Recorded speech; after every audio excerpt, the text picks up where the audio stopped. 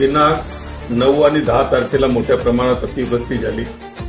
अतिवृष्टीमध्ये काही गावं नदीच्या काठाचे बाधित झाली आणि आवागमनचा रस्ता बंद झाला। आम्ही घाटकोडा जाण्याकरता निघालो तर चांदोरी ते घाटकुर्डा हा रस्ता पूर्णपणे पाण्याने वेढलेला होता।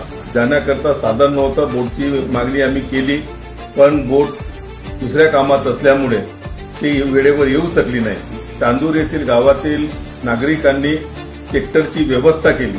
आमच्यासोबत तहसीलदार, एसडीओ मॅडम, तलाठी मॅडम, ग्रामसेवक हे सर्व अधिकारी सुद्धा उपस्थित होते। आम्ही सर्व ट्रॅक्टरच्या समोर भागातील जो लोडर होता त्याच्यावर पंचायत समितीचे विस्तार अधिकारी, तहसीलदार, मी आणि कृषी उत्पन्न बाजार समितीचे सभापती बसलो।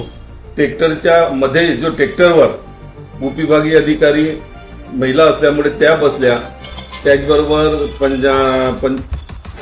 ग्रामसेवक बसली, तलाठी सुद्धा तिथे बसल्या आणि आम्ही सर्व रस्ता पाण्यातून रस्ता काढत घाटकोड्याला पोहोचलो। हा जो व्हिडिओ आहे हा घाटकोडा आणि चांदोरी ह्या दरम्यान जवळजवळ 4 ते 5 फूट पाणी रस्त्यावर असल्यामुळे आम्हाला जाण्याचं साधन नव्हतं, म्हणून आम्ही ट्रॅक्टरवर बसून तिथं गेलो।